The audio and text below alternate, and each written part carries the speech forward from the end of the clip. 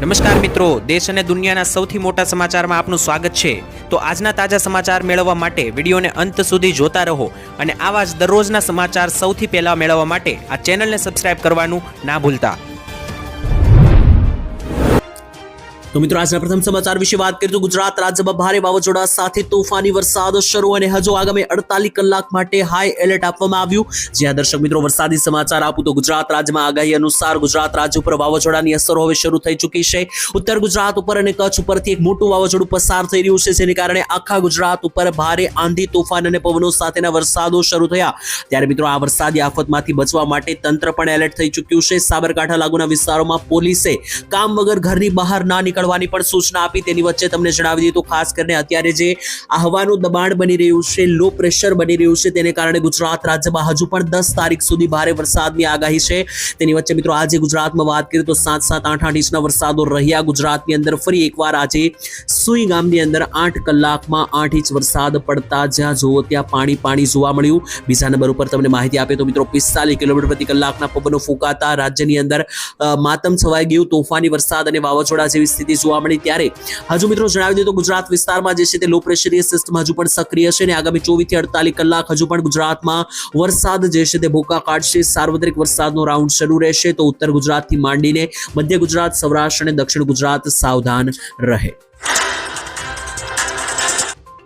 તો ત્યાર પછીના મહત્વના સમાચાર જાણી લઈએ તો આ વર્ષના દિવાળી વેકેશનની તારીખો જે છે તે જાહેર થઈ ચૂકી છે। તેના આધારે તમે તમારી ટિકિટો બુક કરાવી શકો, તૈયારીઓ કરી શકો। જ્યાં દર્શક મિત્રો જણાવી દઈએ તો દિવાળીને હવે હદ મારીને 1 મહિનાની રાહ છે। તેની પહેલા જણાવી દઈએ તો મિત્રો બધા જ નોકરી, ધંધા, ઉદ્યોગ અને તારીખો જાહેર થઈ છે વેકેશનની, શાળાઓની પણ। તેના વિશે વાત કરીએ તો ગુજરાત માધ્યમિક અને ઉચ્ચતર માધ્યમિક શિક્ષણ બોર્ડ દ્વારા શૈક્ષણિક વર્ષ 2025ના દિવાળી વેકેશનની તારીખો જાહેર કરવામાં આવી। તે મુજબ મિત્રો સત્ર 15 ઓક્ટોબર સુધી ચાલવાનું છે। ત્યાર પછી 16 તારીખથી મિત્રો જે છે તે 5 નવેમ્બર સુધી 21 દિવસનું દિવાળી વેકેશન આપવામાં આવ્યું છે। હવે મિત્રો દિવાળી અહીંયા 20 તારીખે છે, એટલે કે દિવાળીના જસ્ટ 4 દિવસ પહેલા વેકેશન આપવામાં આવ્યું છે। એટલે કે મિત્રો 16 તારીખથી લઈને 16 ઓક્ટોબરથી લઈને 5 નવેમ્બર સુધીનું દિવાળી વેકેશન રહેશે, 21 દિવસનું। આ મિત્રો શાળાઓ તરફથી જાહેર કરવામાં આવી છે તારીખો। ત્યાર પછી નોકરી ધંધાની મિત્રો વાત કરીએ તો તમને જણાવી દઈએ તો શાળાની જે તારીખો હોય છે એની આસપાસ જ નોકરી ધંધાનું પણ વેકેશન હોય છે। તો તમે માંડીને ચાલો કે 15 ઓક્ટોબરથી લઈને 5 નવેમ્બર સુધી જે છે ત્યાં 20 થી 21 દિવસનું દિવાળી વેકેશન તમને મળશે। આના આધારે તમે જે છે તે ટિકિટો બુક કરાવી શકો અને તમારી તૈયારીમાં રહો। ત્યાર પછીના મહત્વના સમાચાર જાણીએ તો ગુજરાત રાજ્યમાં ખાસ કરીને ખેડૂતો દ્વારા મોટી માંગણી ઉઠાવવામાં આવી અને કેજરીવાલ કે જે આમ આદમી પાર્ટીના નેતા છે, લીડર છે, તે ગુજરાત પ્રવાસે છે અને ખેડૂતો માટે મોટી માંગણીઓ કરી દેવામાં આવી છે, જે ખાસ અમારે જોવી જોઈએ। મિત્રો ખેડૂતોના હિતમાં આમ આદમી પાર્ટીએ ભાજપ સરકાર પાસે 4 મોટી માંગણીઓ કરી છે। સૌથી પહેલા તો જે અમેરિકન કપાસ ઉપર ફરીથી 11% આયાત ડ્યુટી લાદવી જોઈએ તેવું કહેવામાં આવ્યું અને ભારતીય ખેડૂતોના કપાસના ભાવ પણ MSP જે છે તે 2100 રૂપિયા પ્રતિ મણ આપવી જોઈએ, એટલે કે કપાસના ભાવ 2100 રૂપિયા કરવા જોઈએ તેવી માંગણી જે છે તે ખેડૂતો માટે આમ આદમી પાર્ટી દ્વારા કરવામાં આવી। બીજા નંબર ઉપર કપાસ પણ મિત્રો 2100 રૂપિયા પ્રતિ મણ ખરીદવો જોઈએ અને બીજા નંબર ઉપર ખેડૂતોને ખાતર, બિયારણ ઉપર સબસિડી આપવી જોઈએ જેથી ખેડૂતોને રાહત મળી શકે। આટલી માંગણીઓ આમ આદમી પાર્ટી દ્વારા કરવામાં આવી ખેડૂતો માટે। અને બીજી પણ માંગણી કરવામાં આવી કે અત્યારે અમેરિકા દ્વારા જે ટેરિફો લગાવવામાં આવ્યા ત્યાર પછી હીરા અને કાપડ ઉદ્યોગમાં જે મંદીનો માહોલ છે તેની વચ્ચે કપાસના ખેડૂતો ઉપરાંત સુરતના હીરાના કારીગરોની પણ વાત તેમણે કરી। સુરતની અંદર હીરાના કારીગરોમાં બેરોજગારીનો માહોલ વધ્યો છે, લોકો પોતાની નોકરીઓ ગુમાવી રહ્યા છે કારણ કે મંદીનો માહોલ છે। તેની વચ્ચે હીરાના કારીગરોના સંતાનો છે તેની શાળાઓની ફી ભરવાના પણ પૈસા નથી, તેમને પણ રાહત આપવી જોઈએ તેવું પણ મિત્રો કેજરીવાલે ગુજરાત પ્રવાસે જણાવ્યું। તો ત્યાર પછીના મહત્વના સમાચાર મિત્રો જોઈએ તો ટૂંક સમયમાં થઈ શકે ખતરનાક યુદ્ધ, તૈયાર રહેજો। ગુજરાતના ભારતના પ્રમુખ જનરલ દ્વારા મિત્રો ચેતવણી આપવામાં આવી। જ્યાં મિત્રો ભારતીય સેનાના પ્રમુખ જનરલ ઉપેન્દ્ર દ્વિવેદીએ ગંભીર ચેતવણી આપી હતી। તેમણે મિત્રો જણાવ્યું કે તેમનું કહેવું છે કે આવનારા સમયમાં ભારતને ખતરનાક યુદ્ધોનો સામનો કરવો પડી શકે અને આગામી યુદ્ધ કોઈ એક દેશ સામે નહીં હોય પરંતુ શક્ય છે કે દુશ્મનને બીજા દેશોનો પણ ટેકો મળી શકે। જો કે મિત્રો આર્મી ચીફે સ્પષ્ટ રીતે કોઈ દેશનું નામ નથી લીધું પરંતુ સ્પષ્ટ શબ્દોમાં કહ્યું છે કે ખાસ કરીને યુદ્ધની પરિસ્થિતિ બની શકે, લોકોએ સાવધાન રહેવું જોઈએ, પરંતુ તેમના શબ્દોથી સ્પષ્ટ થયું કે પરિસ્થિતિ સામાન્ય નથી. અને આના પહેલા મિત્રો જે દેશના રક્ષા મંત્રી છે રાજનાથસિંહ, તે પણ મિત્રો રાજસ્થાન પ્રવાસે આવ્યા હતા. ત્યારે તેમણે પણ કહ્યું હતું કે 5 વર્ષ સુધીનું જો યુદ્ધ થાય ભારતનું કોઈ પણ સામે, તો તેના માટે પણ ભારત તૈયાર છે. તો મિત્રો વારંવાર જે આ યુદ્ધની માહિતી અને ચેતવણી આપવામાં આવી રહી છે તેને જોતા એવું લાગી રહ્યું છે કે કંઈક ને કંઈક મિત્રો મોટું થઈ શકે, કારણ કે પરિસ્થિતિ જે છે તે સામાન્ય લાગી રહી નથી. તો ત્યાર પછીના મહત્વના સમાચાર જાણીએ તો મોદી સરકાર ગરીબો માટે છે કે નહીં કરી મોટી જાહેરાત, મોટો ફેસલો.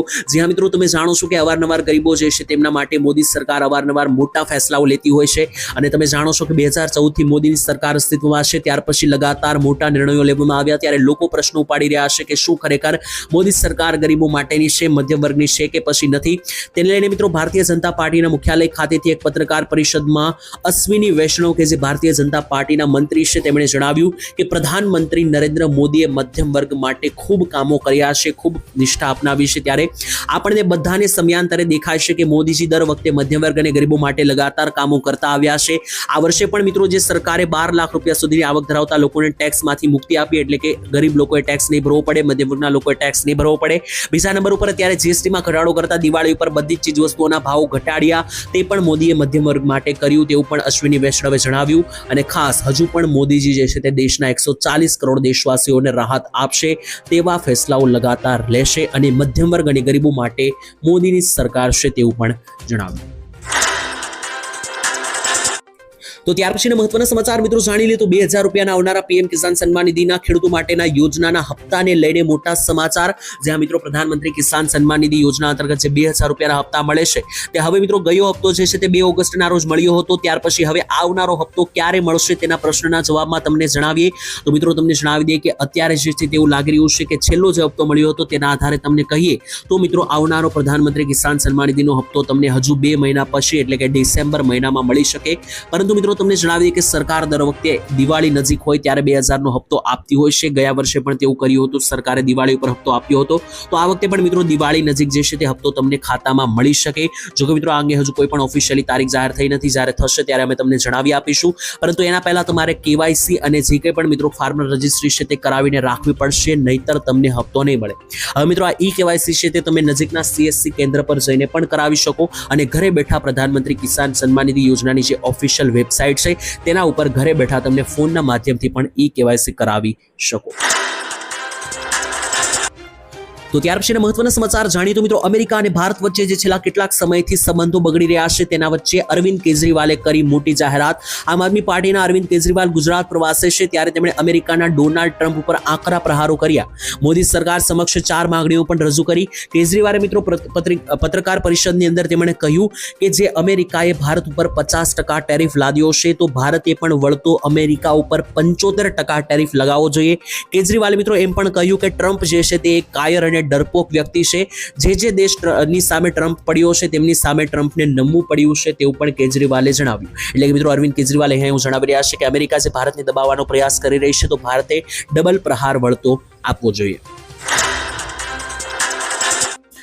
તો ત્યાર પછીના મહત્વના સમાચાર જોઈ લે તો દર મહિને મળશે 15000 રૂપિયાની સહાય કરો. આ યોજનાના અરજી મિત્રો યુવાનોને ધ્યાનમાં રાખીને કેન્દ્ર સરકાર દ્વારા એક મહત્વપૂર્ણ યોજના શરૂ કરવામાં આવી છે.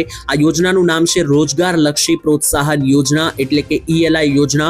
આ યોજનાની ખાસ વાત તમને કરીએ તો આ યોજનાની અંદર તમને દર મહિને 15000 રૂપિયાની સહાય મળશે અને યુવાનોને મિત્રો તેમની પહેલી નોકરી દરમિયાન આ યોજનાનો લાભ લઈ શકશો. આ યોજના મિત્રો 1 જુલાઈથી સરકાર દ્વારા શરૂ કરવામાં આવી છે અને આ યોજના માટે 2 લાખ કરોડ રૂપિયાનું જંગી બજેટ પણ ફાળવવામાં આવ્યું છે. અને આ યોજનાનો ઉદ્દેશ્ય એવો છે કે ભારત દેશના 4 કરોડ યુવાનોને નોકરી મળી શકે, રોજગારી મળી શકે અને એવા યુવાનો કે જે પોતાની જિંદગીની પહેલી નોકરી મેળવી રહ્યા હોય, પહેલી રોજગારી મેળવી રહ્યા હોય તેમને સરકાર દર મહિને 15000 રૂપિયા ટ્રાન્સફર કરશે અને યોજનામાં પૈસા આપશે. ત્યાર પછીના મહત્વના સમાચાર મિત્રો જોઈએ તો ગુજરાતમાં કરોડો રૂપિયાનો ભ્રષ્ટાચારનો મોટો આરોપ લગાવવામાં આવ્યો.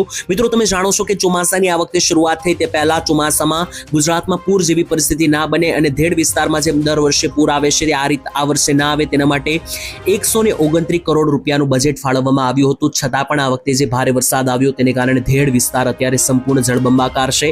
તેના ઉપર મિત્રો ભ્રષ્ટાચાર થઈ રહ્યો છે તેવું લોકોનું કહેવું છે. તેની વચ્ચે ખેડૂત અગ્રણી પાલભાઈ આંબલિયાએ મુખ્યમંત્રીને પત્ર લખીને કરીને ભ્રષ્ટાચારના આક્ષેપો કર્યા છે.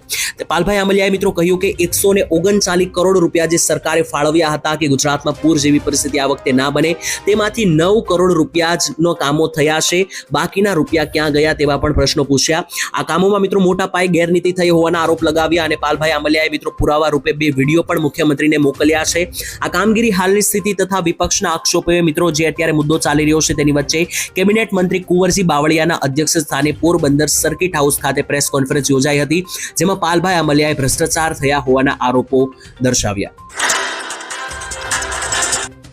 તો ત્યાર પછીના મહત્વના સમાચાર જાણી લીધું. જો તમારું બેંકમાં ખાતું છે તો આ સમાચાર ખાસ ધ્યાનથી સાંભળજો, કારણ કે રિઝર્વ બેંક ઓફ ઇન્ડિયા દ્વારા મોટી જાહેરાત કરવામાં આવી છે. SBI દ્વારા પણ જાહેરાત કરવામાં આવી છે.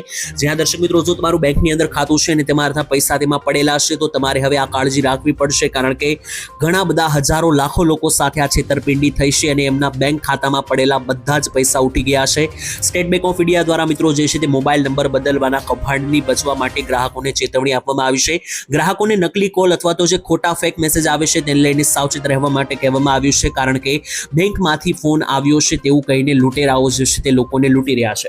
તો જો મિત્રો તમારી પાસે આવો કોઈ પણ ફોન આવે છે અને તમને જણાવવામાં આવે છે કે બેંકમાંથી ફોન આવ્યો છે અને તમારી પાસે જો 6 આંકડાનો OTP એટલે કે મિત્રો જે OTP આવે છે તમારા મેસેજમાં એ માંગવામાં આવે છે, તો કોઈ પણ હાલાતમાં તમારે એ મેસેજ એ કોડ આપવાનો નથી, નહીતર તમારા બેંક ખાતામાં પડેલી બધી રકમ સુપડા સાફ થઈ જશે. કારણ કે કોઈ પણ કામ હોય તો બેંકમાં ભલે રૂબરૂ ધક્કો થાય, ધક્કો ખાઈ લેવો મિત્રો, પરંતુ આ 6 આંકડાનો OTP કોઈને આપવો નહીં, નહીતર મિત્રો તમે લૂંટાઈ જશો.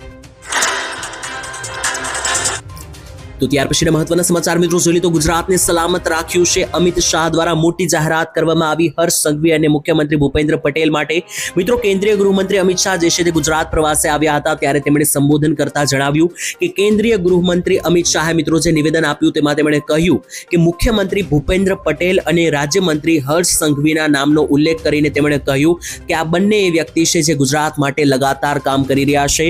તેમના સંબોધનનો સાર એ હતો કે ભૂપેન્દ્ર પટેલ અને હર્ષ સંઘવીની જોડી ગુજરાતને હંમેશા સલામત રાખ્યું છે અને ક્રાઇમ રેટ એટલે કે મિત્રો જે ગુના થઈ રહ્યા છે ગુજરાતમાં એ પણ અત્યારે લગાતાર આ જોડીને કારણે ઘટી રહ્યા છે. અને ભૂપેન્દ્ર પટેલ અને હર્ષ સંઘવીની જોડીને કારણે અત્યારે જે છે તે ગુજરાત અગ્રેસર છે, આગળ વિકાસ કરી રહ્યું છે.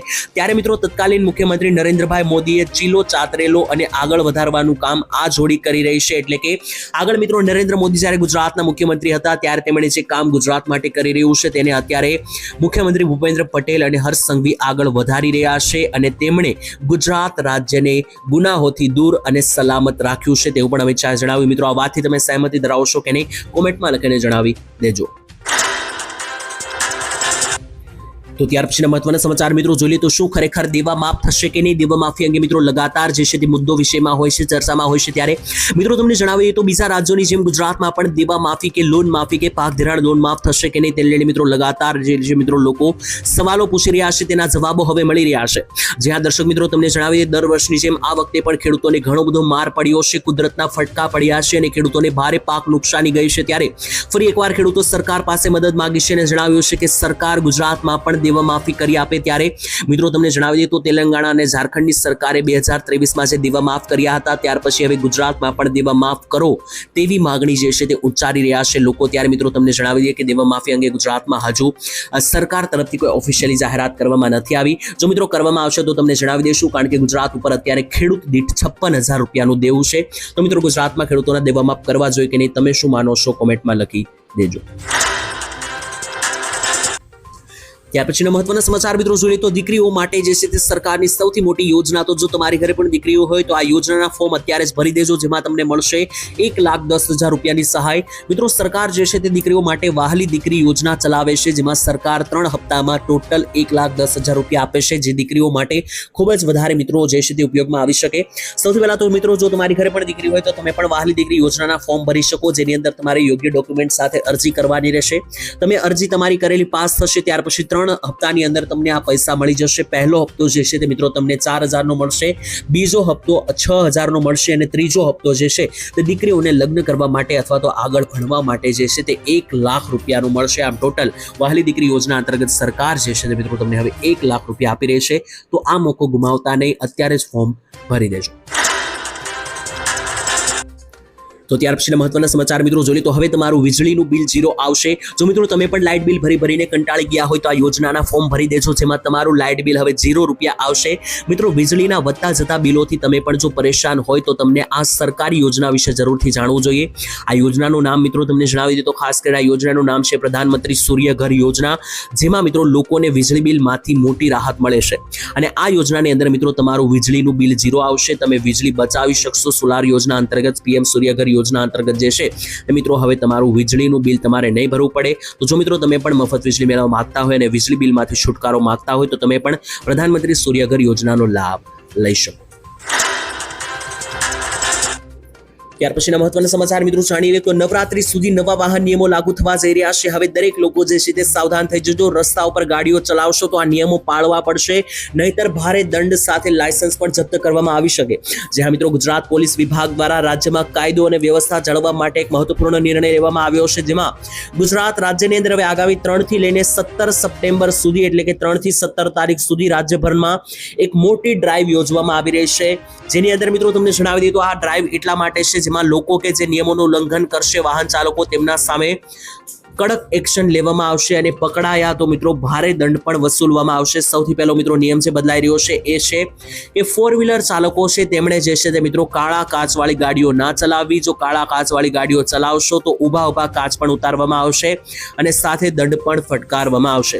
બીજા નંબર ઉપર જો મિત્રો તમે નંબર પ્લેટ વગરની ગાડી ચલાવો છો તો નંબર પ્લેટ વગરની ગાડીઓ પણ ના ચલાવવી, નંબર પ્લેટ નખાવી દેવી. કારણ કે મિત્રો આવી બધી ગાડીઓ જે છે નંબર પ્લેટ વિનાની કાળા કાચવાળી એવી ગાડીઓ વિરુદ્ધ પણ કડક એક્શન લેવામાં આવશે.